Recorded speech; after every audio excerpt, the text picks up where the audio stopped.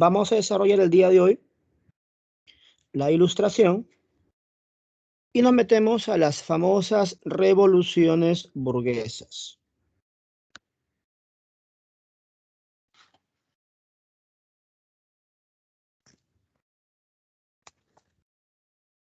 Vamos a comenzar con un pequeño calentamiento del nivel CPRUNI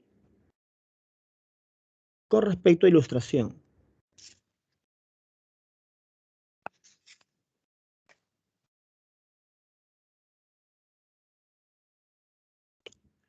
¿A qué siglo, muchachos, hacemos referencia cuando hablamos del apogeo del pensamiento ilustrado?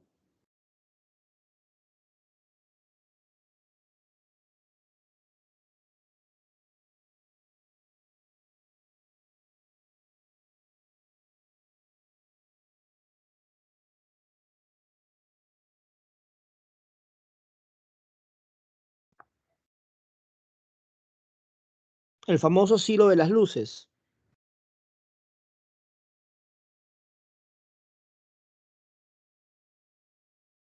Recuerda que la ilustración nace a fines del mundo moderno.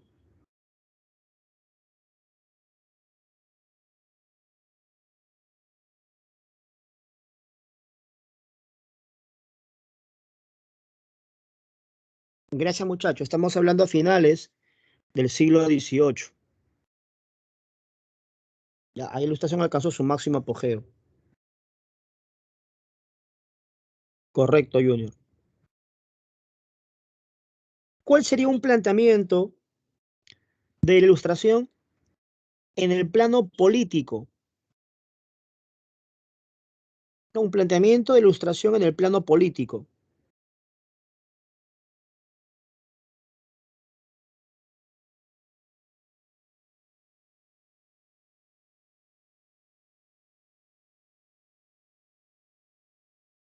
Por ejemplo, Montesquieu hace una crítica política en su famosa obra El espíritu de las leyes.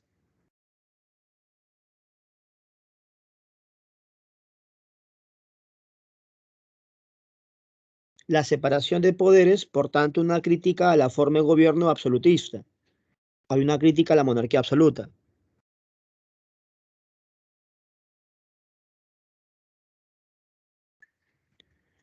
¿Cuáles son los tres principios básicos que defendían las ideas ilustradas?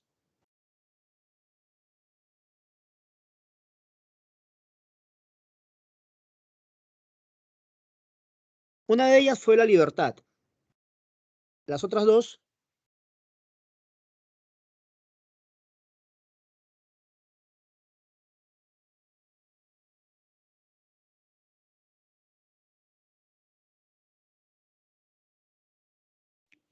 gracias jóvenes, la igualdad y la fraternidad. Justamente la igualdad se propone como una crítica a la división social, al carácter estamental de la sociedad europea.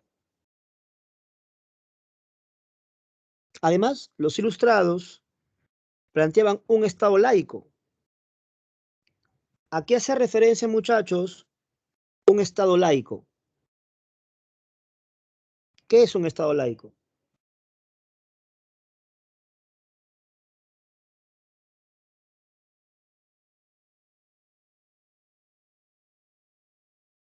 Gracias, jóvenes. Un Estado que no tiene influencia por parte de la Iglesia.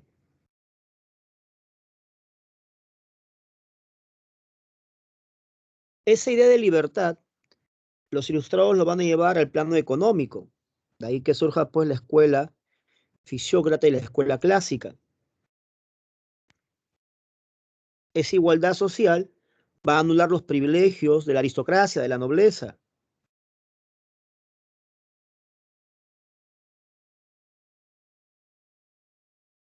¿A quién se le considera el mayor mordaz crítico del absolutismo con sus famosas cartas filosóficas, también conocida como cartas sobre los ingleses?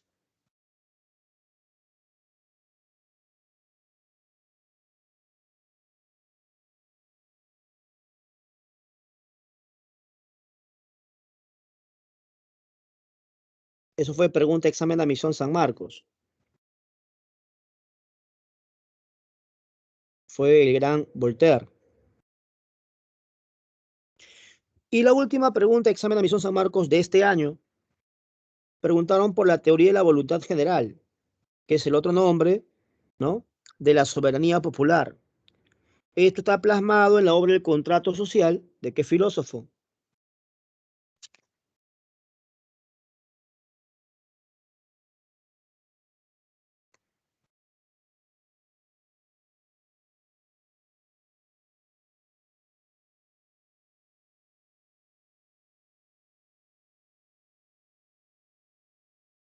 Ese es Juan Jacobo Rousseau.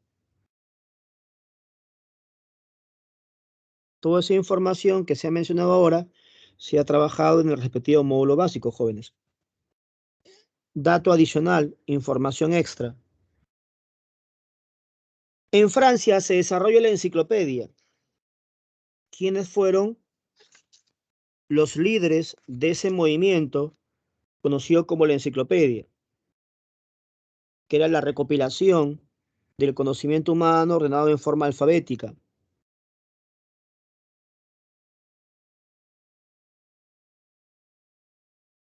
Ya te ayudo. Uno fue Denis Diderot.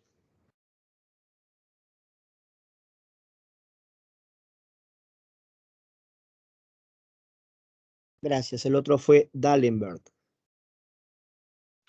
Y este es más fácil, examen de admisión Callao.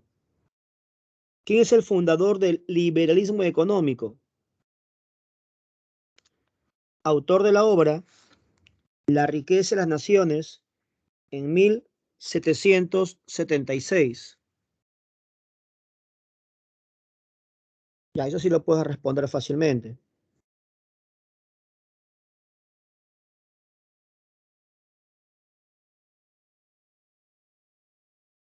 Obviamente ese es Adam Smith. Una tenías que responder, ¿no?, aunque sea. Ese es Adam Smith. ¿Y a quién se le considera el padre de la fisiocracia? Autor de la obra Tabla o cuadro económico.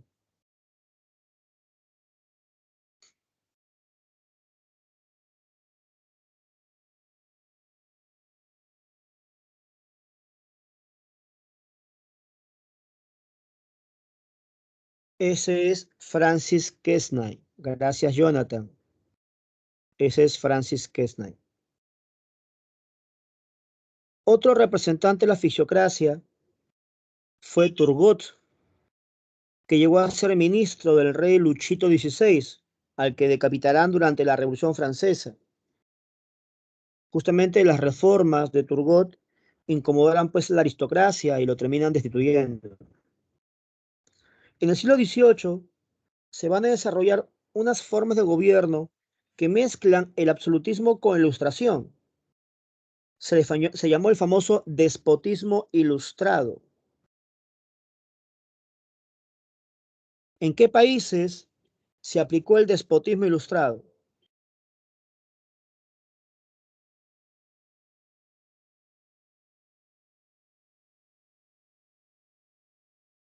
Ya, un país fue Austria,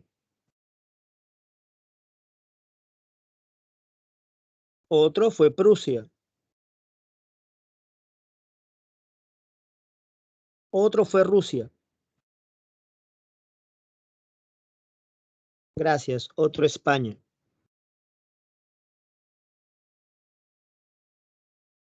En Austria estuvo María Teresa,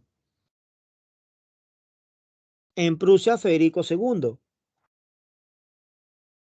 en Rusia Catalina la Grande, y en España estuvo un conocido tuyo, lo debes saber por clase de HP, el que trajo las reformas borbónicas a América. ¿Qué rey fue de España?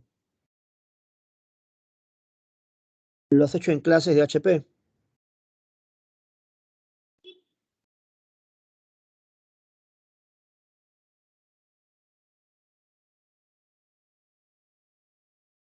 Felipe V fue el creador de las reformas borbónicas en España.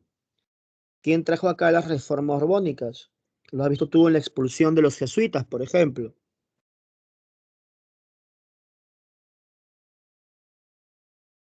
Carlos III Borbón. ¿Ya? Carlos III Borbón. San Marcos preguntó en qué expresión se resumen las ideas del despotismo ilustrado.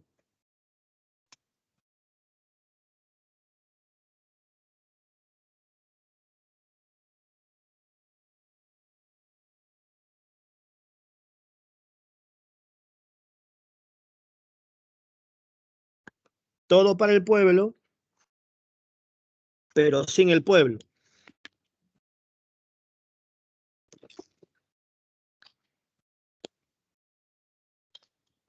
Ya, resalta eso, pregunta, examen, admisión.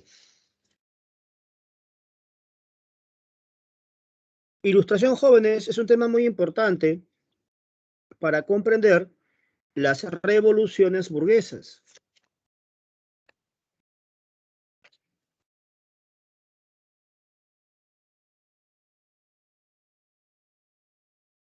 Para comprender la ilustración, tienes que manejar un antecedente, la revolución científica. Sabemos que en el siglo XVI se desarrolló pues el humanismo. Sobre esas bases del humanismo se desarrolla el Renacimiento. Y para el siglo XVII se produjeron grandes avances científicos. Las instituciones públicas promovieron investigaciones y así el desarrollo científico se aceleró. Por ejemplo, en Inglaterra se fundó la Royal Society y se inauguró el famoso Observatorio de Greenwich. Incluso la monarquía francesa creó su Academia de Ciencias. Para esa época, los tres grandes científicos más bravos fueron Galileo, Kepler y Newton. Galileo confirmó las teorías de Nicolás Copérnico.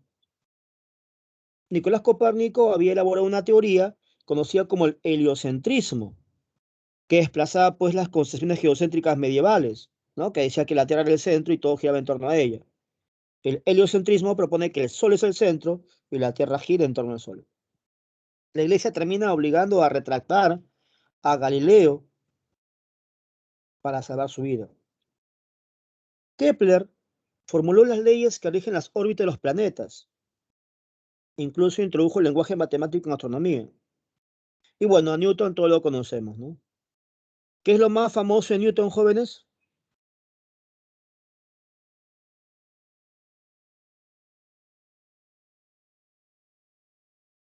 Isaac Newton.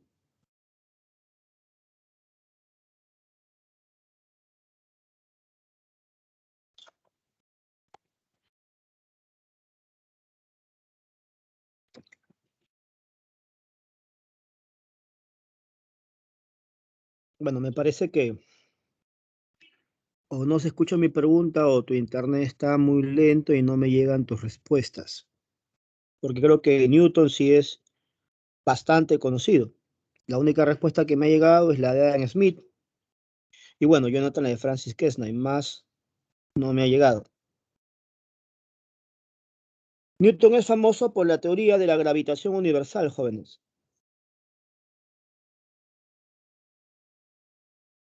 En física lo ves con la famosa ley de la inercia, ¿no? Él explicaba el movimiento de los cuerpos del universo. Realizó investigaciones en el campo de la óptica. Formuló una teoría general de la luz, incluso ganó premio por ello. Correcto. Entonces, sobre lo avanzado del siglo XVII, se desarrolla pues el siglo XVIII, que es el desarrollo pues del movimiento ilustrado, ¿no? Ya sabemos que ilustración corresponde a un movimiento cultural impulsado pues por el sector social conocido como burguesía, ¿no? Burguesía. Sus orígenes se encuentran en las nuevas ideas de John Locke, ¿no? Fundador del empirismo inglés, del empirismo británico. Y su apogeo se alcanza en Francia en el siglo XVIII, en el llamado siglo de las luces, época de la razón. ¿Cuáles son, muchachos, las principales características del pensamiento ilustrado?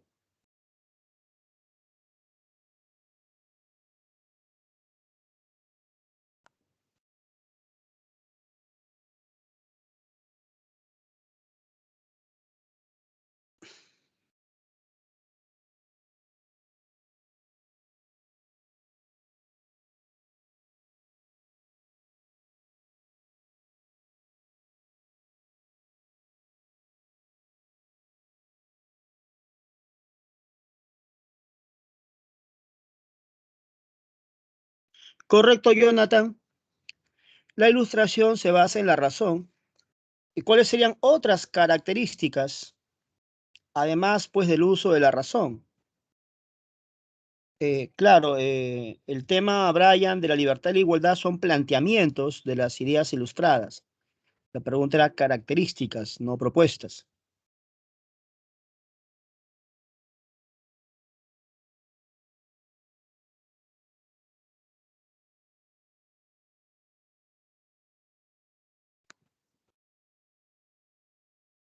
Gracias a que la ilustración es básicamente racional e incluso le llegan a dar categoría de deidad, ¿no? La diosa razón. Hay una fe ciega en la razón. Gracias a esta razón empiezan a cuestionarse ciertos aspectos de la realidad. Comencé la clase explicándote la crítica a la forma de gobierno, al absolutismo, la crítica a la sociedad estamental. La ilustración tuvo un marcado y exagerado pensamiento crítico, por eso es hipercriticista. Cuestiona todos los aspectos de la sociedad europea de la época.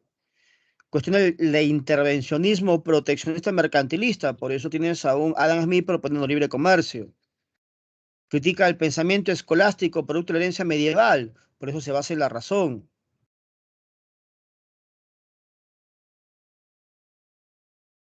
Para los ilustrados, había que alcanzar la felicidad. Por esa felicidad se refiere a un concepto propio del interés burgués. Para la burguesía, la felicidad se consigue con la prosperidad material. Y la prosperidad material se logra pues con el desarrollo económico. Y este desarrollo económico se logra con la transformación de la realidad.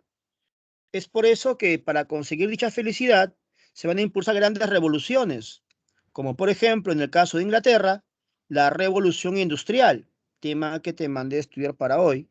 Y en el caso de Francia, pues el 1789, la revolución francesa. Aquí hay una cuestión muy importante que hay que remarcar, y es que la revolución industrial en su primera fase es incluso anterior a la primera revolución francesa.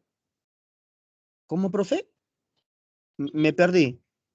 ¿Cómo que primera revolución francesa? Claro, porque tú sabes que en el siglo XIX hay dos revoluciones francesas más, la de 1830 y la de 1848. Ambas ocurren en Francia. La revolución a la que hago referencia en esta PPT es la revolución de 1789. Y la primera revolución industrial es en 1781. A eso me refiero cuando digo que la primera revolución industrial es anterior a la primera revolución francesa. Ahora, por una cuestión didáctica, se suele trabajar la primera revolución industrial con la segunda revolución industrial para poder compararlas. Pero la segunda revolución industrial es de 1860, o sea, el siglo XIX. Ah, ya. Cronológicamente la primera comienza aquí, pues. A ver, muchachos, ¿cuál fue la primera gran revolución de la humanidad? Que le hicimos en la época de la prehistoria, en los primeros capítulos, tanto en el módulo básico como en el módulo intermedio.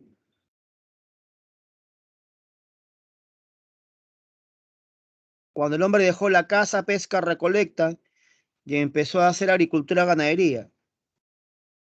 Esa fue la gran revolución neolítica. Correcto, Junior. Fue la primera gran revolución de la historia.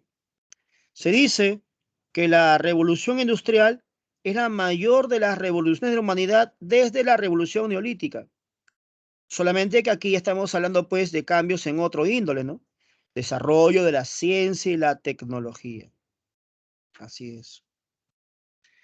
Ahora, nosotros en el módulo básico ya hemos llevado revolución industrial.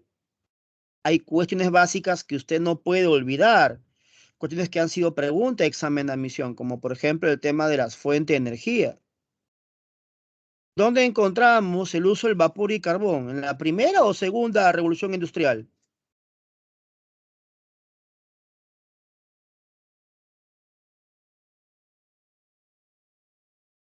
En la primera, porque la segunda es el petróleo y la electricidad. Claro. Entonces, jóvenes, ¿está bien tu internet? Yo pensé que estaba mal el internet, estaba preocupado, pensé que no me llegaban las respuestas, ahora sí me llegan normalmente. Entonces, no es que no hayan llegado tus respuestas, sino que no me han respondido. Las preguntas anteriores que he hecho, que eran bastante sencillas. Bueno, ¿dónde encontramos a la petroquímica como principal industria? ¿A la primera o a la segunda?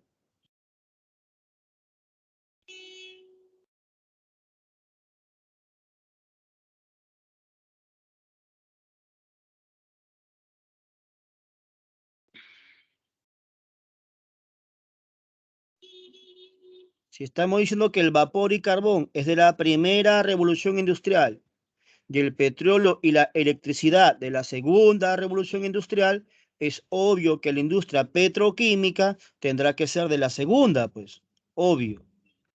La primera tendrá que ser, correcto, con la industria textil. Ahora, ya sabemos que la primera nace en Inglaterra. ¿En qué país nace la segunda revolución industrial?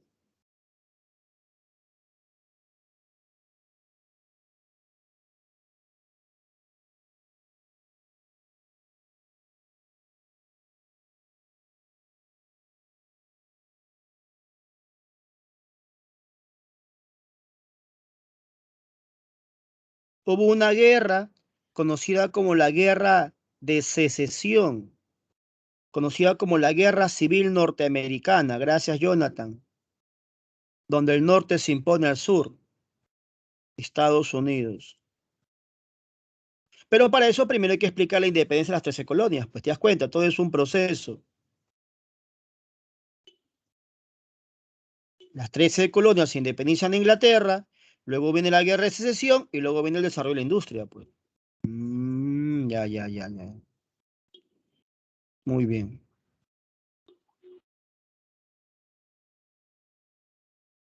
Ahora les comento que en cuanto a la prueba de salida de la semana pasada y en cuanto a los materiales, pues lastimosamente no habrá.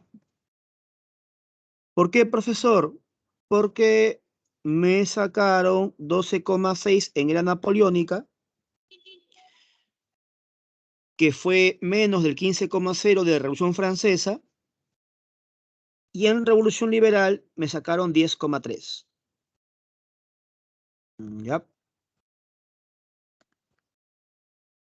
10,3.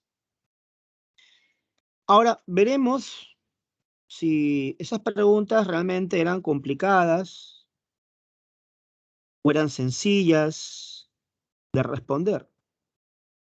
Por ejemplo, dice, las revoluciones de 1830 y el 48 tuvieron un carácter. Jóvenes, el título de la práctica era Revoluciones Liberales. En las claves tengo humanismo, socialismo, liberal. ¿Cuál es la respuesta, jóvenes?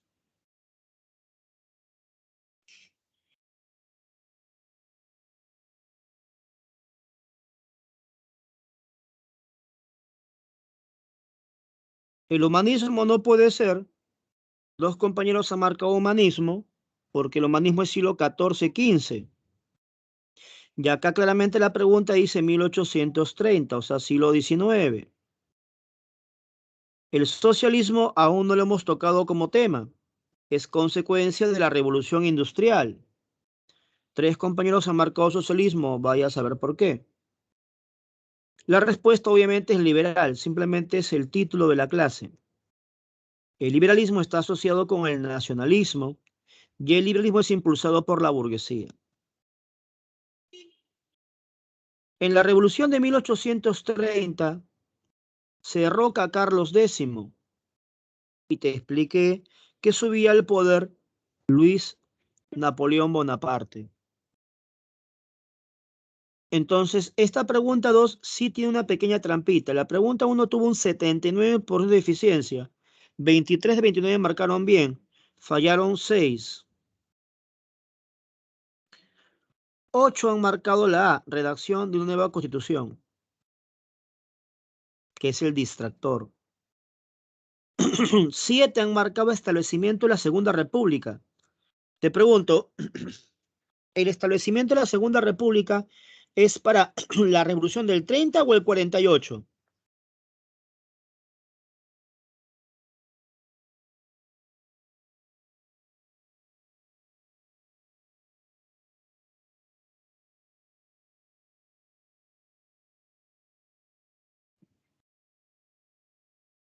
La Segunda República es para la Revolución del 48, jóvenes, no para el 30. Y algo sí que es preocupante son los 4 jóvenes que marcan la clave B, porque marcan la abolición de las ideas liberales. Si el tema es evaluado revoluciones liberales, obviamente defienden las ideas liberales, ¿cómo van a eliminar el pensamiento liberal? No tiene sentido. Ahora, ¿dónde está la trampa? En la clave D lo dice el ascenso del régimen liberal moderado Luis Felipe de Orleans. Y en la clave A dice la redacción de una nueva constitución. Pero la pregunta pide consecuencia inmediata.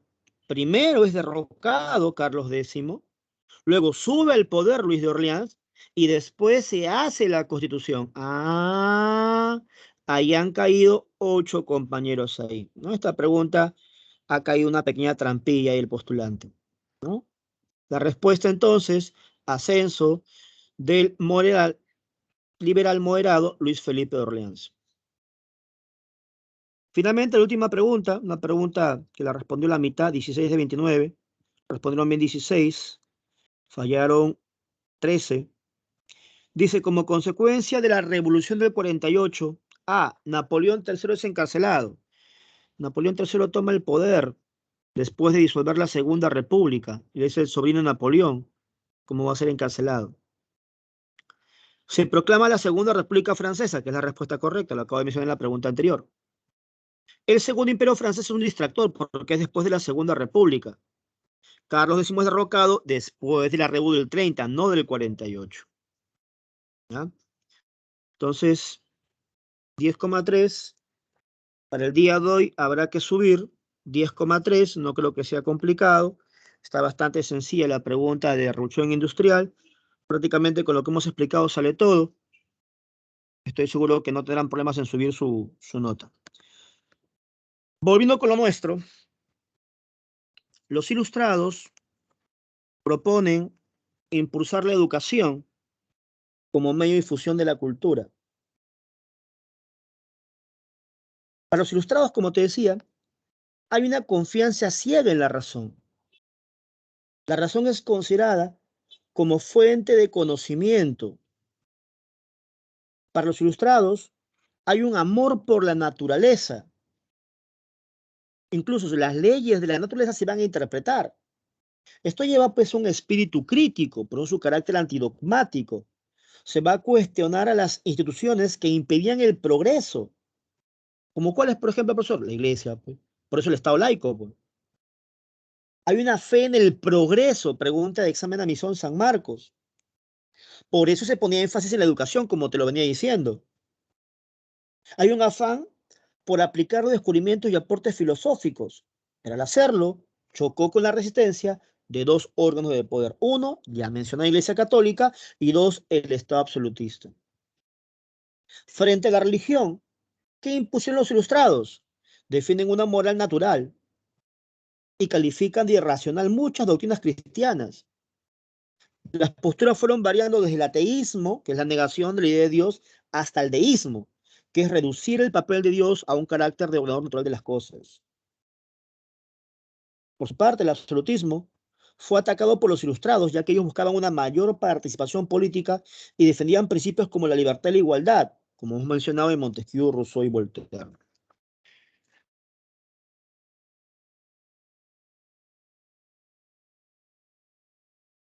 Muchachos, en el módulo básico te dejé una teoría para que usted pueda tener conocimiento básico de conocimientos filosóficos y económicos. En este módulo intermedio, sobre la base de los conocimientos, vamos a profundizar la explicación. Entonces, en filosofía se le enseña lo que es el tema de disciplinas filosóficas. Hay dos muy importantes que van con esta parte de la clase. Una de ellas es la nociología. ¿Qué estudia la nociología? La posibilidad y el origen del conocimiento. Las dos posturas nociológicas más importantes fueron pues el empirismo y el racionalismo.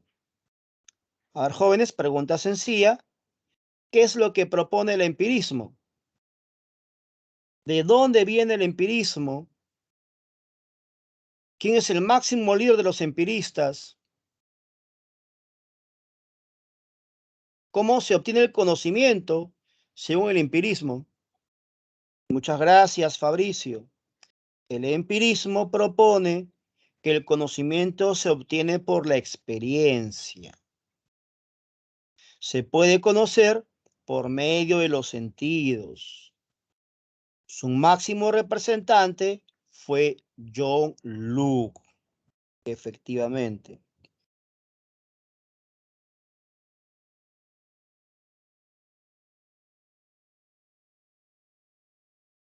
Ahí está.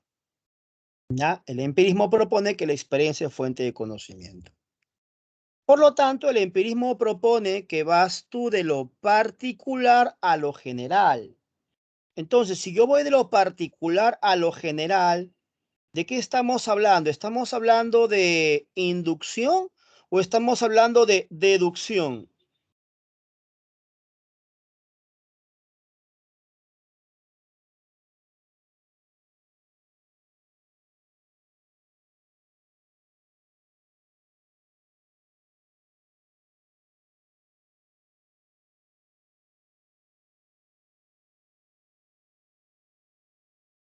Gracias, jóvenes. Estamos hablando del método inductivo.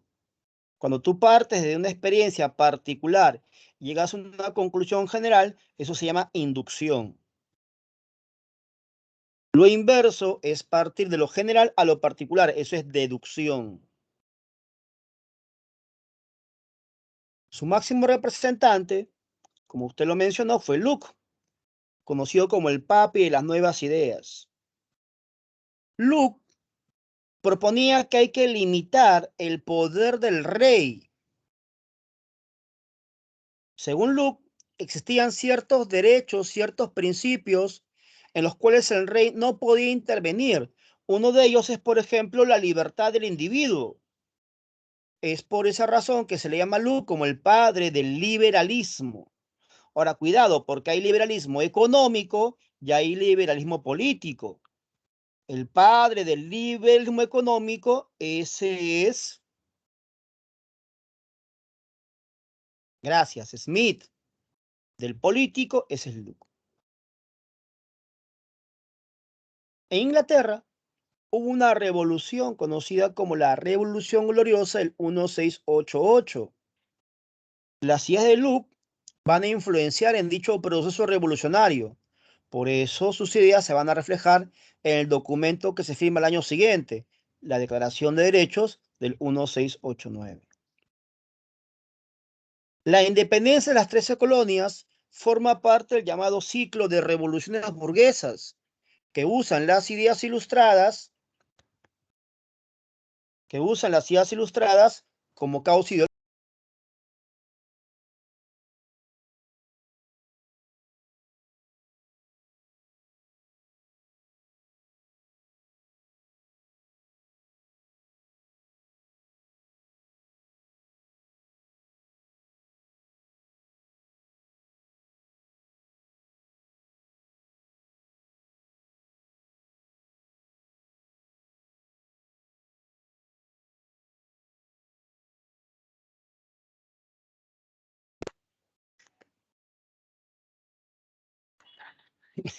Sí, Dani, no se preocupe. Lo que pasa es que me había atorado con mi propia voz y no quería que se me escuche al momento de toser.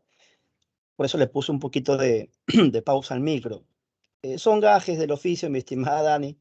Lo que pasa es que ya estamos cerquita al nuevo examen de admisión de San Marcos de diciembre y esta semana nos ha tocado dictar en el turno noche. Hemos trabajado también hasta las 9, desde las 8 de la mañana. Ya tomé mis caramelitos Big ya también, pero nada de qué preocuparse. Simplemente para evitar que la grabación se escuche la tos, le coloqué pausa nada más. Bueno, listo, seguimos.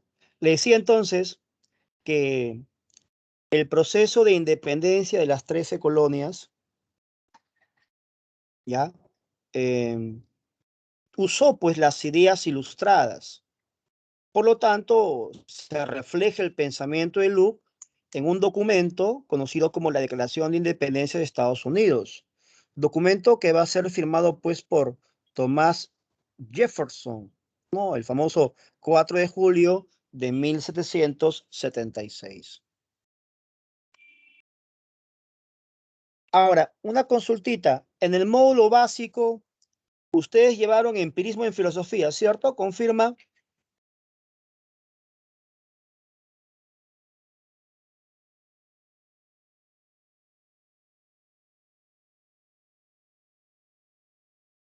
Entonces, lo que te voy a mencionar ahora lo vas a recordar tranquilamente. Luke proponía de que nuestra mente estaba en blanco y que luego esa mente se iba llenando a través de las experiencias vividas. A esa teoría se le llama la teoría de la tábula o tabla rasa. Correcto, mi estimado Fabricio. La tabula rasa. Luke, sus escritos, lo resume en una obra conocida como Ensayos. Él tiene dos ensayos famosos. Ensayo sobre el gobierno civil y ensayo sobre el entendimiento humano. Justamente en la obra Ensayo sobre el gobierno civil, Luke critica lo que te mencionaba líneas arriba. Critica el providencialismo. Recuerda que el providencialismo, o también conocida como la teoría del derecho divino, le daba pues a los reyes un poder ilimitado. Y es por eso que se convertían en arbitrarios y abusivos. Por eso Luke decía, no, el poder del rey no viene de Dios, por lo tanto su poder no debe ser ilimitado, por lo tanto no puede ser abusivo, por lo tanto no puede manejar la vida de un individuo. Uno tiene derecho a la vida. El rey no puede intervenir en ello. ¿Ya? Profe, ya le entendí esa parte, pero ¿por qué pone que en el entendimiento humano hay una crítica a las ideas innatas? ¿No hablo de la tabula rasa? Ya, te explico. Lo que pasa es que el empirismo es cuestionado por el racionalismo. El racionalismo dice que no podemos guiarnos de los sentidos, porque las experiencias individuales son subjetivas y por lo tanto no se puede llegar a un conocimiento claro y real. Profe, me perdí, no entendí nada. Bueno, entonces con ejemplos tal vez se puede entender más fácilmente. Muchachos, imaginemos que estamos en clase presencial. Estamos en verano, hace calor, alguien decide abrir la ventana y de repente un compañero que está con chompa dice, ¡oh, no abras hoy! ¡Hace frío! La pregunta es, muchachos, ¿puede hacer frío y calor a la vez? ¿Puede haber dos realidades distintas?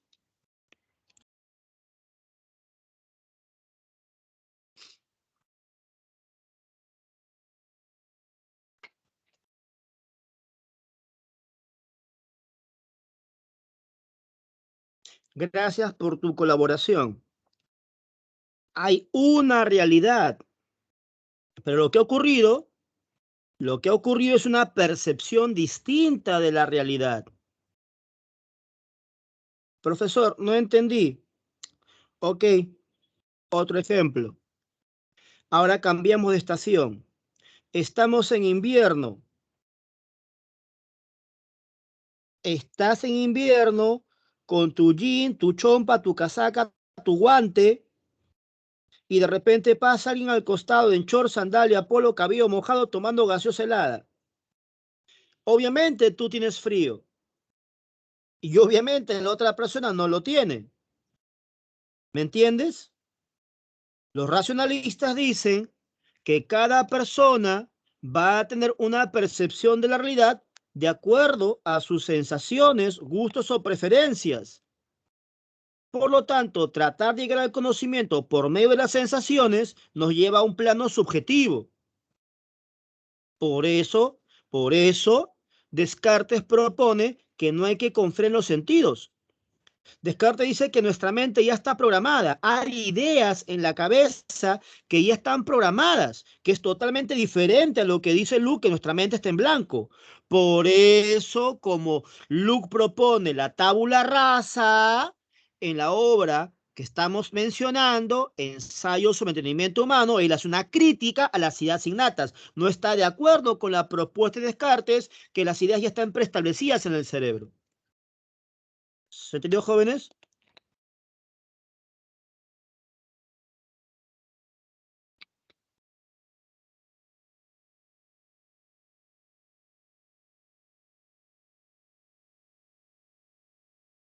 Otro representante, gracias Junior, de el empirismo es Francis Bacon.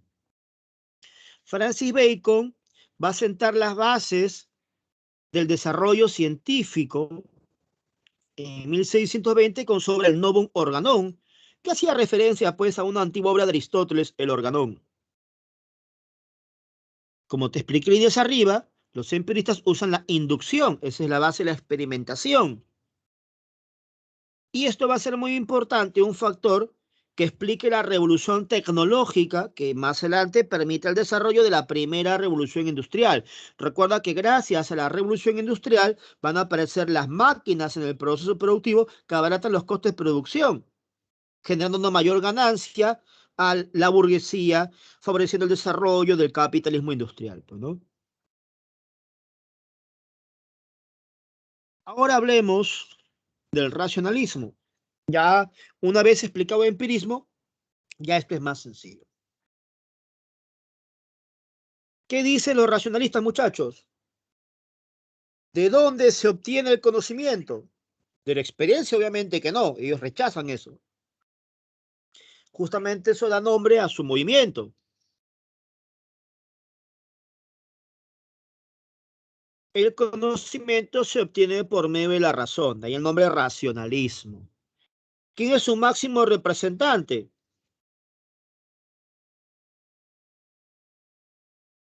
Su máximo representante es obviamente René Descartes, uno de los fundadores de la filosofía moderna, uno de los tres grandes filósofos racionalistas, junto con Leibniz y Spinoza. ¿Cuál fue la obra más famosa de mi tío René Descartes?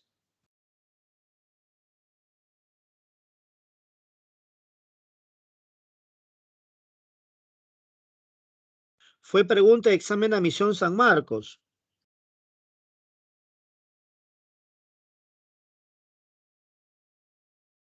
El discurso del método. ¿Ya? El discurso del método. ¿Qué se plantea en esa obra? El discurso del método. La duda metódica. ¿Ya? La duda metódica.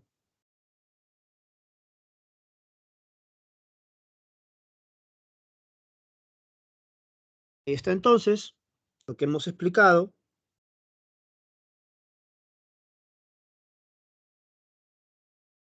La razón es fuente de conocimiento.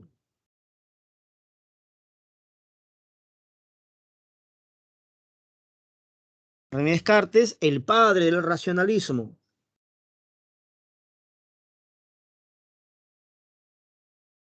uno de los padres de la filosofía moderna.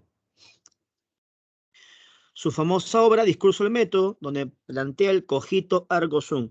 Ahora, ten cuidado con eso de la duda metódica. Ya escúchame con atención esta parte.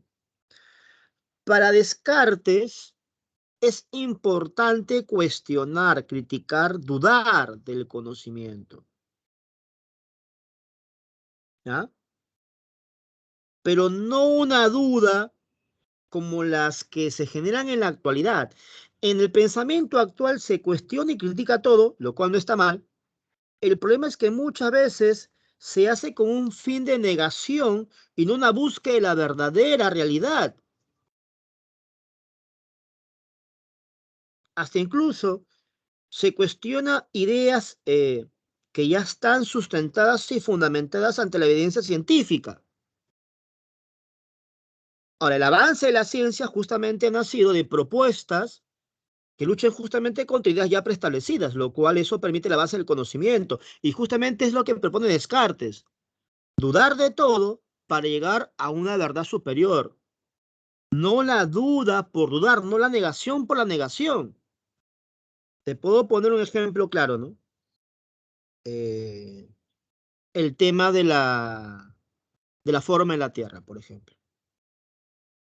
La Tierra es geoide, elipsoide en revolución, o como le llaman muchos en el argot popular, pues, achatada en los polos.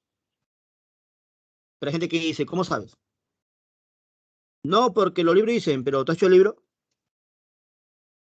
Ya, pero los científicos, ¿tres científicos? No, pero la gente que ve el espacio, ¿tú has hecho el espacio? O sea, ¿me entiendes? O sea, no está mal cuestionar el conocimiento, porque justamente el cuestionamiento del conocimiento es que han nacido ideas para que el conocimiento y la ciencia avance y se desarrolle. Pero hay un afán en la actualidad de muchas personas de negar el conocimiento simplemente por negarlo. Entonces eso no genera nada, pues. ¿Entiendes? Entonces hay que tener bastante cuidado con eso. Por eso digo que la duda metódica para Descartes es el punto de partida para llegar a la verdad. Eh, Descartes decía que hay que dudar de todo, excepto de algo. ¿Qué cosa, profe? Que estés dudando. ¿Cómo? Sí, Descartes, hay que dudar de todo excepto una cosa. ¿Qué cosa? ¿De qué dudas? ¿Cómo es eso, profesor? Porque si tú dudas de que estás dudando, entonces estás poniendo en duda tu existencia. La única certeza que debes tener es que estás dudando. Por eso la frase, pienso, luego existo. Ah, ya. Otros representantes, usted lo va a ver en su clase de física, ¿no? Wilhelm Leibniz, autor de la teoría de las mónadas, descubridor del cálculo infinitesimal de manera independiente de Newton. Baruch Spinoza, que es un monstruo, que trabaja pues la ética, la filosofía y la política, ya completan el trío de racionalistas de la época del mundo moderno. Muchachos, consulta, ya han llevado economía, ¿verdad? En el módulo básico.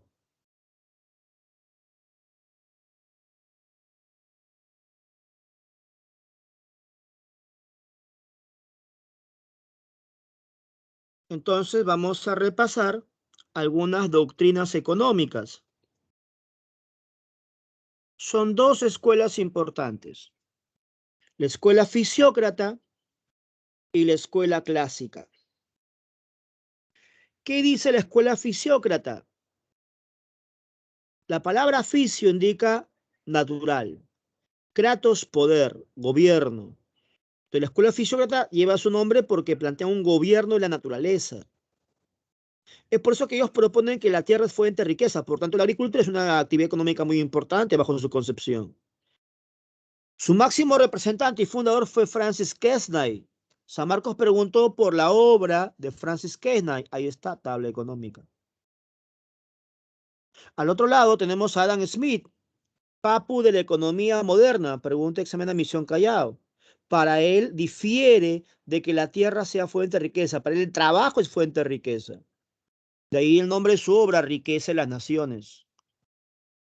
Otro fisiócrata fue Turgot, que te había mencionado, fue ministro del rey Luis XVI. Otro famoso fue Vincent Gurney. Hay una expresión de Vincent Gurney que más o menos dice así: dejar hacer, dejar pasar, el mundo camina solo. Cuando Gurney dice dejar hacer, se refiere pues a la libertad de producción. Cuando dice dejar pasar, se refiere pues a la libertad de aduanas, o sea, libre comercio. El mundo camina solo es una referencia a la no intervención del Estado. Lo que pasa es que la economía ilustrada cuestiona, critica el intervencionismo, el proteccionismo mercantilista. Por eso define el libre comercio, pues. Los economistas ilustrados, como te das cuenta, discuten acerca del origen de la riqueza. También discuten el tema de los impuestos. ¿Quiénes deben pagar los impuestos? Ya usted sabe, pues, que en la época solamente lo pagaba el pueblo y esa va a ser una de las causas de la Revolución Francesa del 1789.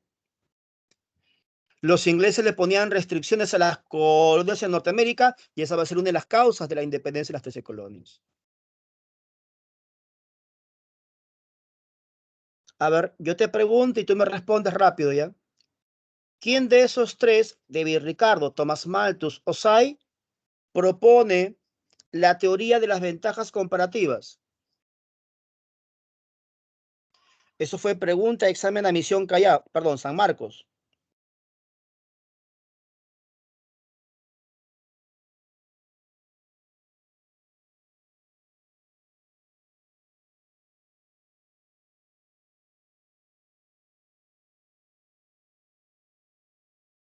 Hello, teoría de las ventajas comparativas. Ese fue David Ricardo. Muchas gracias, Brian Leonardo. David Ricardo.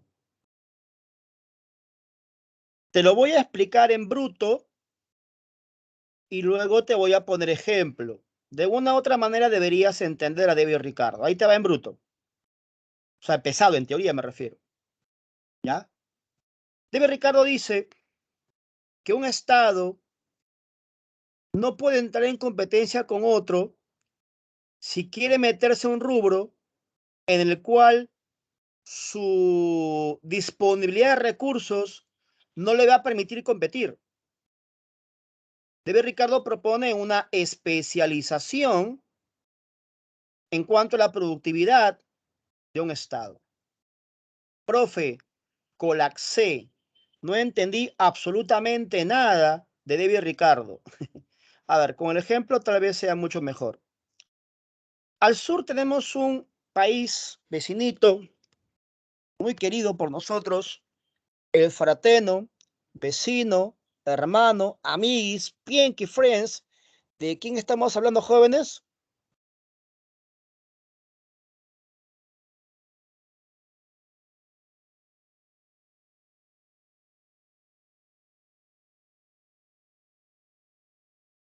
De Chichichi Lelele. Correcto. Chichichi Lelele. Listo. Yo tengo una pregunta. ¿Tú te imaginas a Chile queriendo hacerle competencia a Perú en el boom de la gastronomía? ¿Tú crees que Chile nos puede hacer pare en el campo gastronómico?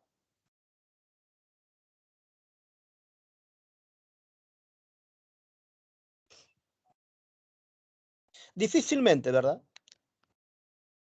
Difícilmente. Dejen de lado el patriotismo ultranacionalista chauvinista. Simplemente vamos a la cuestión teórica de David Ricardo. El ejemplo va por ahí. No trato de decir que Perú es mejor que Chile ni nada por el estilo, sino simplemente lo siguiente. No podría. ¿Por qué, profesor?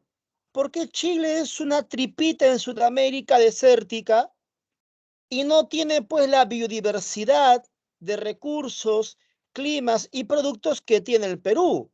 Por lo tanto, en palabras de Ricardo, no puedes hacerle competencia si tu potencial de recursos no te permite competir. Entonces, ¿Chile qué tiene? Minerales. Por ejemplo, ¿cuál es el más famoso? El cobre, que se dedique a la exportación del boom minero, pues, porque ahí sí tiene ventajas para desarrollarse. Debe especializarse en la minería y no meterse a otros rubros porque no le va a ir bien, pues. ¿Se captó el ejemplo?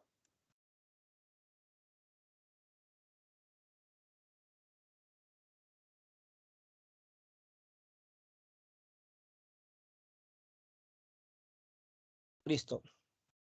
Otro ejemplo para que quede más claro, ¿ya? Un ejemplo para reconfirmar, Eh, los ingleses son famosos por su producción y venta de té. Los chinos son famosos por la producción de cerámicos y piedras preciosas como el jade, por ejemplo. Entonces, imagínate que China se meta al mercado de la venta del té o que Inglaterra quiera meterse a la venta de jade. Siguiendo los principios de David Ricardo, no sería lo más recomendable. Sería mejor que los chinos le vendan a los ingleses su jade y que los ingleses le vendan su té a los chinos. Especialización de la producción. ¿Está bien, muchachos? ¿Les quedó claro?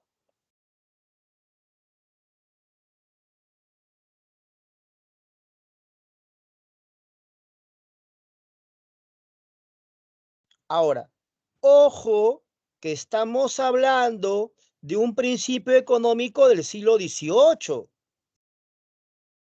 Ojo, cuidado ahí, estamos explicando en base a la época, porque en la actualidad ya la cosa pinta distinta.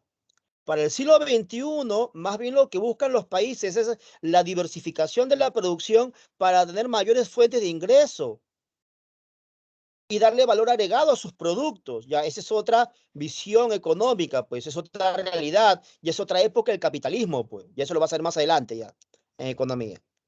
Seguimos. Ahora, dime, ¿quién habla de los peligros del crecimiento poblacional? ¿Say o Malthus?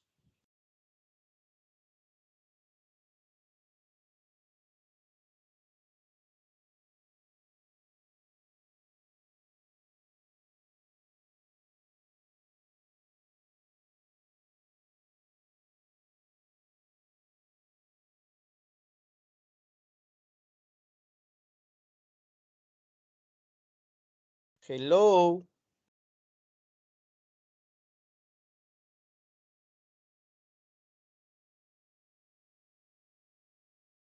Gracias, Fabricio. Ese es Robert Thomas Malthus. Jóvenes, todo lo que estoy preguntando se le he enseñado a usted en el módulo básico. Usted tenía el material con toda esa información detallada. Bueno, Malthus tiene un libro que se llama Ensayo sobre la población humana. En ese libro él propone que la población crece a un ritmo mayor que los recursos. Por lo tanto, la población crece a un ritmo geométrico y los recursos a un ritmo aritmético. En la actualidad, por ejemplo, somos más de 6.000 millones de habitantes, por ejemplo. Entonces, Tomás Malthus propone que hay ciertas situaciones que funcionan como paliativos, como cuáles, por ejemplo, profe. Por ejemplo, los cataclismos, por ejemplo, los grandes desastres naturales, por ejemplo, las guerras. ¿Por qué, profesor? Porque eso origina disminución poblacional. Entonces, como hay un crecimiento poblacional y los recursos no abastecen, entonces él dice, ¿no?, que hay ciertas condiciones en las que muere gente y va tratando de regular esa situación. Pero no son soluciones, obviamente, pues. Ya ese es Thomas Malthus. Say propone la ley que lleva su nombre, la ley de Say. Esa ley también se le conoce como la ley de la oferta y la demanda. Usted por economía sabe que si yo ofrezco un producto, eso se llama oferta. Si alguien me lo quiere comprar, eso se llama demanda. Entonces, para Say, toda oferta genera su propia demanda, dice él. Si hay un incremento de la oferta, debería ser acompañado de un incremento de la demanda. La pregunta es, muchachos, ¿esta regla se va a cumplir? ¿Qué pasó en el año 1929 en Estados Unidos? la peor crisis del sistema capitalista. La falta de regulación, la falta de intervención del Estado, el exceso de libertad que generó una sobreproducción. Recuerda que luego de la Primera Guerra Mundial Estados Unidos nace como potencia. Entonces, viene la época del big business, el gran negocio. Siguiendo la lógica de la escuela liberal, toda oferta genera su propia demanda. Si había una sobreproducción, debía haber una sobre demanda. Pero no, eso no ocurrió. Y un montón de productos se quedaron sin comprador. ¿Cómo se llama eso? La Gran Depresión, el crack de 29. Más adelante veremos cómo el presidente Roosevelt trata de solucionar esto con su famoso programa, la New Deal, usando las ideas económicas de John Maynard Keynes, que seguramente tu profe de economía te habrá enseñado, la escuela keynesiana, ¿no? Después de la doctrina económica liberal, surge la escuela keynesiana, que bueno, duró hasta el año 1973. Ya más adelante, cuando hagamos Guerra Fría en las últimas sesiones, veremos la guerra de Yom Kippur, conocida como la Guerra Cuarta Árabe-Israelí, asociada a la crisis del petróleo iraní, donde se cuestiona la escuela keynesiana y se retoman las ideas liberales, prefijo nuevo neo, y nace el concepto neoliberalismo, que es lo que se vive pues en el plano actual. Profe, colapsé, no entendí nada.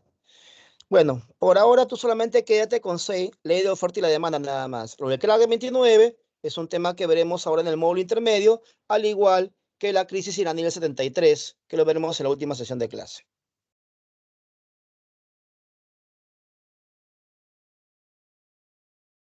¿Qué discuten los filósofos ilustrados?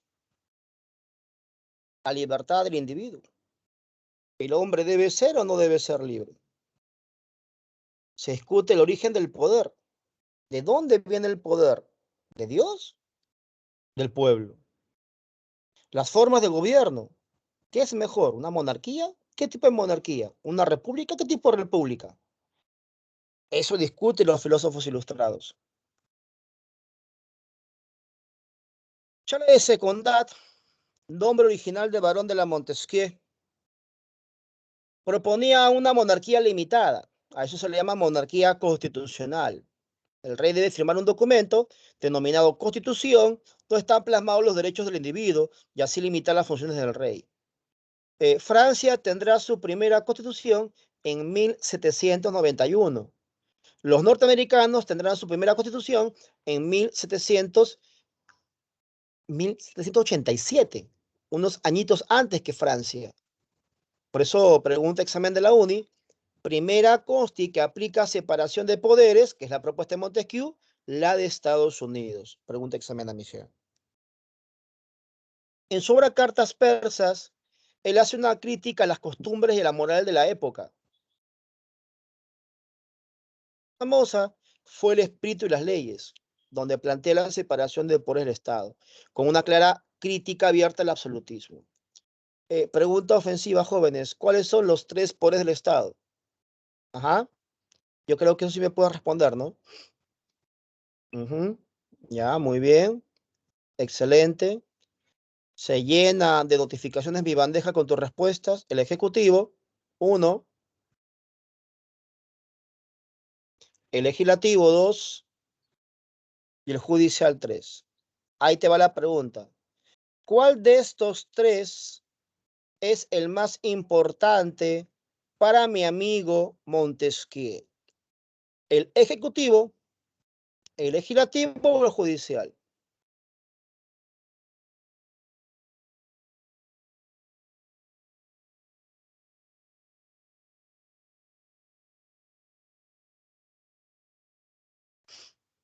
A ver, te leo.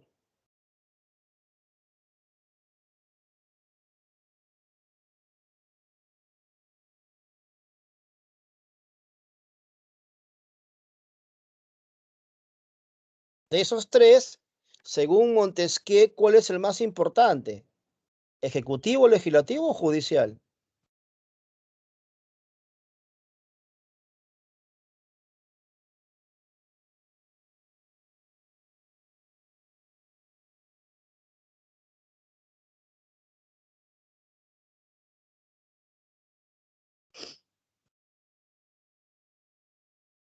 Muchas gracias, jóvenes, por sus respuestas. Gracias por sus intervenciones. Montesquieu proponía un equilibrio de poderes. El absolutismo implica una concentración de poderes. Para evitar que un solo individuo concentre poderes, hay que separar los poderes. Y para lograr un equilibrio, no hay primacía de uno sobre los otros. Claro, al menos en la teoría es lo que propone Montesquieu. En la realidad ya es otra cosa, ¿no? Usted en HP, por ejemplo, ha trabajado lo que es en República Inicial, la discusión entre conservadores y liberales. ¿Te acuerdas tu clase de primer militarismo? Lamar, Gamarra, Orbegoso, Salaverry, ¿no? Lamar decía que el Congreso debe tener más poder que el presidente, liberalismo, poder legislativo por encima del ejecutivo. Gamarra no, Gamarra era conservador, que decía que el ejecutivo debe tener más peso que el legislativo, autoritarismo, conservador. La teoría que propone un equilibrio de poderes. En la práctica hay una lucha de poderes entre estos tres elementos, que claramente lo vemos en la política actual. Bueno, el pan de cada día, ¿no? Independientemente de quién llega al poder, siempre ves pugnas entre el Congreso y el Ejecutivo, ¿no? François María Oruet, ¿ese quién es? Ese es Voltaire. San Marcos preguntó quién fue encerrado en la Bastilla 2 veces. Ese es Voltaire. ¿Quién fue el mayor crítico del antiguo régimen? Ese es Voltaire. ¿Quién fue exiliado de Inglaterra? Ese es Voltaire. Voltaire, cuando fue a Inglaterra, ya Inglaterra había desarrollado una revolución, la que te mencioné, la Revolución Gloriosa. O sea, el rey ya estaba limitado en sus funciones. Inglaterra ya tenía una monarquía parlamentaria, cosa que no ocurría en Francia. Por eso la obra de Voltaire es conocida como Cartas sobre los ingleses, pues, o cartas filosóficas. Ya te expliqué qué es el deísmo al comenzar la clase. Te hago recordar, darle a Dios un carácter de ordenador natural de las cosas. Eso lo implantó en Francia durante la época del terror jacobino Maximilien Robespierre. Otra obra famosa de mi amigo fue Diccionario Filosófico, el famoso Voltaire, amigo íntimo de Catalina la Grande, déspota ilustrada de Rusia. El último examen de admisión preguntó por Rousseau. Rousseau tiene varias obras. Por ejemplo, tiene una obra que está ligada a la pedagogía, que es llamada El Emilio. Es una obra educativa. Ahí propone la bondad natural. Hay una frase famosa que hace referencia a Rousseau. El hombre nace bueno, la sociedad lo corrompe. Su obra más famosa fue la del contrato social. Para Rousseau, el mundo vio una época en la cual el hombre era libre. Él le llamó estado y naturaleza. No existían leyes, no existía Estado. Muchachos, ¿en qué época de la humanidad no había leyes y no había Estado?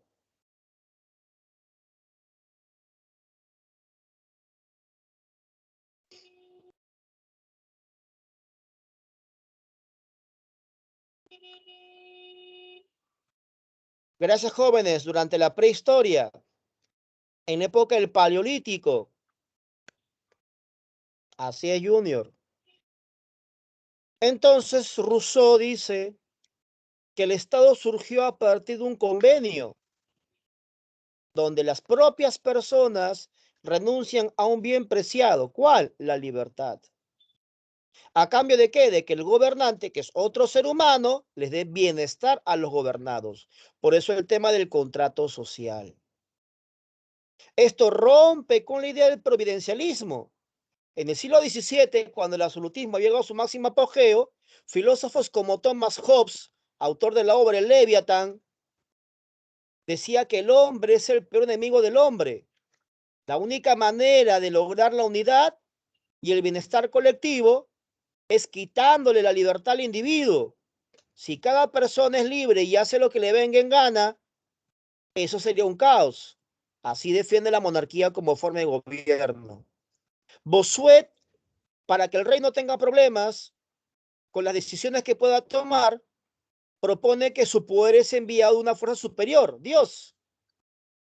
Por lo tanto, ninguna decisión del rey podría ser cuestionada por ningún mortal, ya que nadie en la tierra tiene un poder superior a Dios. Ahí se llama la teoría del providencialismo, derecho divino. Rousseau dice, están equivocados. Dios no le dio ningún poder al rey. El rey es un ser humano que llegó al poder porque las propias personas renunciaron a su libertad y lo colocaron en el poder. Esa es la lógica de la democracia representativa. El pueblo elige a sus gobernantes, estos gobernantes elaboran normas que limitan la acción del pueblo, por lo tanto no somos esencialmente libres, estamos limitados por la normativa constitucional. Pero así, como estamos limitados por la normativa constitucional, el que está en el gobierno debe garantizar nuestro bien común. Si eso no se cumple, bajo el contrato, es un acuerdo, si rompes el acuerdo, es válido el derrocamiento. Se me hizo derecho de insurrección. Eso fue aplicado por las colonias en Norteamérica, aduciendo que el rey Jorge III era un tirano. Usando las ideas ilustradas, deciden separarse el gobierno inglés e independencia de las 13 colonias. Ahí se aplica por primera vez las ideas ilustradas. ¿Qué tal, muchachos? Hasta ahí su explicación de ilustración. Es un tema que ya habíamos trabajado en el módulo básico, pero lo hemos hecho a un mayor nivel de explicación con respecto a lo que fue el módulo básico, ya que estamos en otro nivel, nivel intermedio. Bueno, muchachitos, con lo que hemos explicado, le decía, basta y sobra para que resuelvan su práctica de industriales sin problemas. Todavía nos queda tiempo. Vamos a meter una introducción a 13 colonias. Ya llegó de vacaciones nuestro operador, ¿ya? Voy a coordinar con él para un seminario, lo iba a hacer la semana pasada, pero bueno, como todavía estaba en vacaciones mi estimado, no lo pude coordinar. Quería aprovechar la semana pasada que no hubo clases, pero bueno, no se pudo. Entonces, estamos coordinando para un seminario en el cual podemos desarrollar la independencia de las 13 colonias, que voy a hacer ahora en unos minutos una visión general. Así que la próxima semana ya estaremos entrando a Revolución Francesa, ¿sí? ¿Estamos jóvenes, se entiende? Yo estoy confiando en que hoy día vas a superar ese 10,1 que has sacado de revoluciones liberales. Estoy confiando en ti. Hoy día no sé por qué el salón ha estado tibio, ha estado tímido. No sé si por problemas de redes, pero es muy mínima la respuesta que me ha estado brindando. Pero confío en que han estado prestando atención, tomando nota, registrando la información. Me imagino que han aprendido bastante el día de hoy. ¿Estamos quedando jóvenes? ¿Queda claro?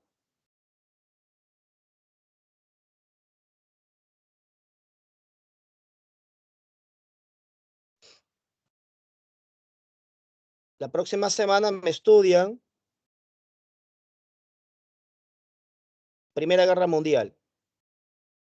Y como San Marcos ha hecho preguntas de nacionalismo e imperialismo, voy a ver si a fin de mes me hago también un seminario de ese capítulo. Bueno, comenzamos entonces.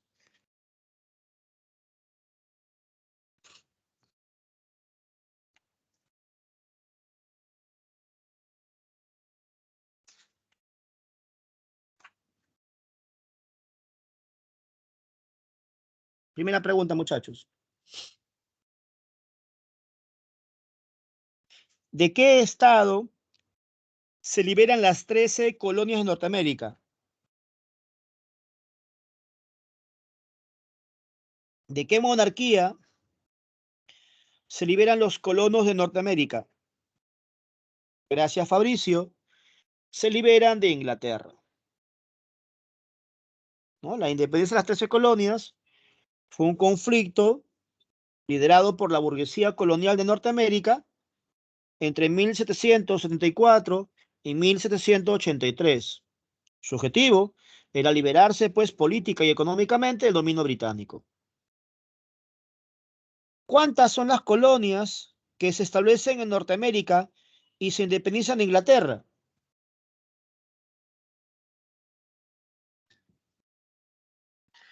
Pues las famosas 13 colonias, ¿no? Las famosas 13 colonias. Massachusetts, New Hampshire, Rhode Island, Connecticut, New York, New Jersey, Pensilvania, Delaware, Maryland, Virginia, las Carolinas y Georgia. Sorry si he pronunciado mal alguna en inglés. El británico te da poder, pero está muy caro la mensualidad, aunque los que están asociados a Pitágoras tienen convenio, hay descuento en el británico, ¿no? Ya me haré un tiempito para estudiar mi inglés ahí. La primera colonia fundada en Norteamérica fue la colonia de Virginia. Muy importante, el año 1620, ahí se produjo la famosa expedición del Mayflower, una gran embarcación que traía gente proveniente de Europa. Estas colonias estaban en la parte oriental, en la parte este, o sea, estaban entre el Océano Atlántico y los Montes Apalaches. Mira por acá, ahí están las famosas 13 colonias. Ahí está. Ahí está su ubicación, lo que acabo de explicar, en las costas orientales atlánticas de América del Norte. Ahora, estas colonias no tenían las mismas características. Por ejemplo, las colonias del sur tenían plantaciones de tabaco, algodón, azúcar. Con el desarrollo de la primera revolución industrial, fue necesario contar con mayor cantidad de materias primas para sus industrias los ingleses. El algodón fue usado pues en la industria textil. Recuerda que para la primera revolución industrial destaca la textil, en la segunda la petroquímica. Ahí grandes plantaciones trabajaron bajo un sistema esclavista que luego va a dar causa más adelante a la Guerra de Secesión norteamericana, pues. Mientras las colonias del norte pues estaban asociadas al comercio y la industria, pues, ¿ya? Ahí están las famosas 13 colonias que te había mencionado, ¿no? Virginia, Massachusetts, Maryland, Delaware, New York, New Jersey, New Hampshire, Connecticut, Pensilvania, East Carolina, Rhode Island y Georgia. Muchachos, dame una causa nada más de la independencia de las 13 colonias. ¿Por qué se independizan las 13 colonias? ¿A causa de qué? Una causa nada más, dame, solo una.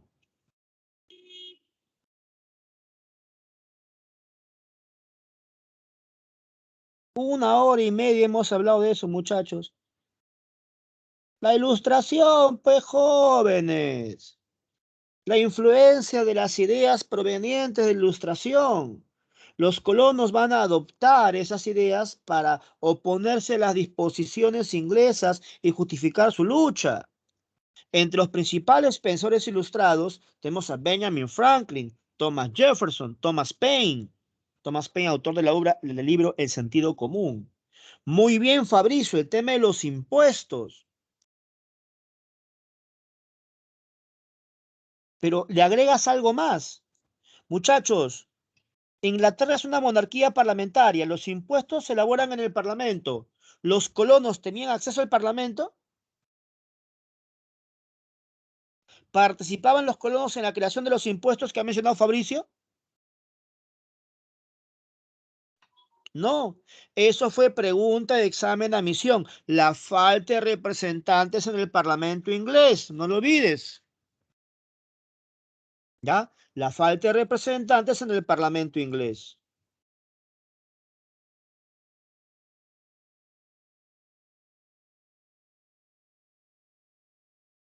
Ahora, ¿por qué tanta presión económica por parte de Inglaterra? Inglaterra participó en una guerra que se dio entre 1756 y 1763. Haz una resta mortal, por favor. ¿Cómo se va a llamar esa guerra?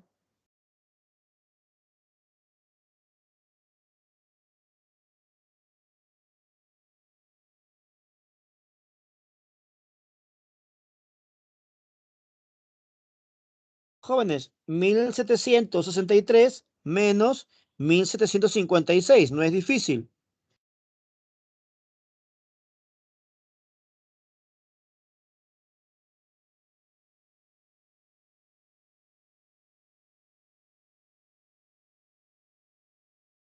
Gracias, jóvenes. Estamos hablando de la guerra de los 7 años. Creo que la gente no quiere su seminario, creo. Parece que no quieren seminario.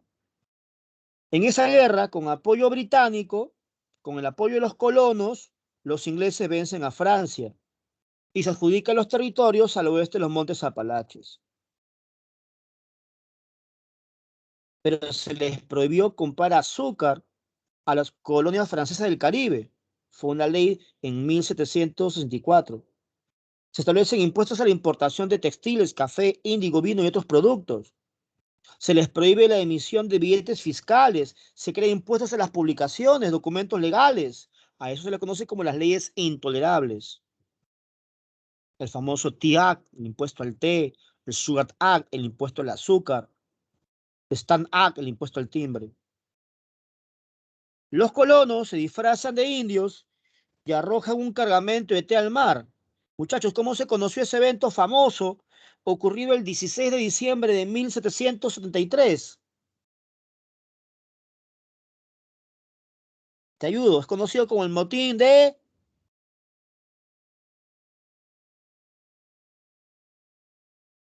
Muchas gracias, jóvenes, el motín del té, también conocido como el motín de Boston. Así es, Alexandra.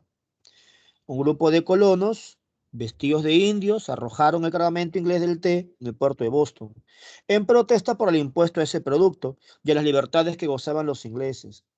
La corona en respuesta impuso un gobernador y dispuso que el puerto permaneciera cerrado, mientras no se pagase una indemnización por los daños ocasionados.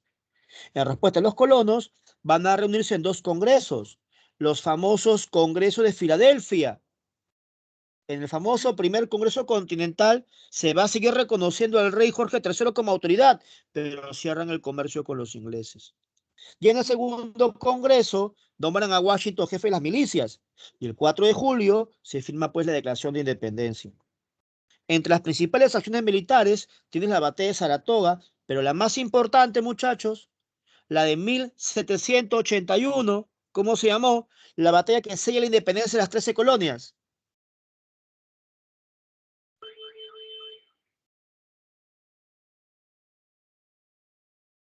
La batalla, muchachos, de Yorktown. 2 años después, Inglaterra reconoce la independencia de las 13 colonias en 1783, con el Tratado de Versalles.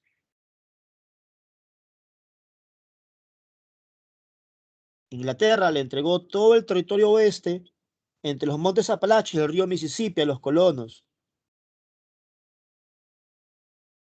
Hay una discusión dentro de las 13 colonias sobre qué forma de gobierno adoptar, si un gobierno federado o un gobierno confederado.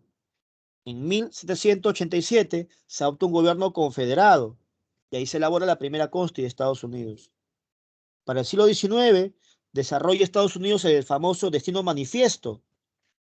Pregunta, a pesar que se aplicaron ideales ilustrados como la libertad y la igualdad, ¿los indios y los negros fueron reconocidos como ciudadanos?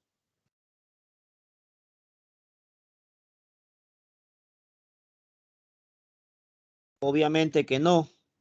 Por eso el tema del esclavismo va a ser la razón de la futura guerra de secesión norteamericana. Después, cuando el norte se imponga sobre el sur, empieza la expansión del capitalismo industrial norteamericano. Ahí nace la segunda revolución industrial. ¿Listo, jóvenes? Bueno, te muestro el material que vas a leer para el seminario que te voy a dar, en caso se haga antes de la próxima semana. Si no, esto lo hacemos la próxima semana, el seminario corre, como guste, da igual. Ya acá está explicado todo lo que es las causas de la independencia de las 13 colonias. Este material es nuevo para ustedes porque no han hecho en el básico, ¿ya? Ahí está la política tributaria que hemos conversado, el Stamp Act, los impuestos, los Thousand Acts. Ya todo lo que hemos conversado ahorita está ahí. La falta de representante, resaltado con rojo lo que es examen de admisión, los eventos que te he mencionado, el motín del té, los representantes, los congresos de Filadelfia, ahí están las acciones, ¿ya? Las batallas, Saratoga, Yorktown, Tratado de Versalles, ¿ya? Y un resumen de la clase. Bueno, jóvenes, gracias por su paciencia y atención. No olviden para la próxima clase esquematizar Primera Guerra Mundial. Si no lo has hecho, hacerlo. Investigar nacionalismo e imperialismo, que es el tema que ha venido en el examen de admisión San Marcos de este año. ¿Listo? El examen está bastante sencillo, por favor. Tienen que subir ese 10,1. Chao, Tachi, nos vemos, cuídense.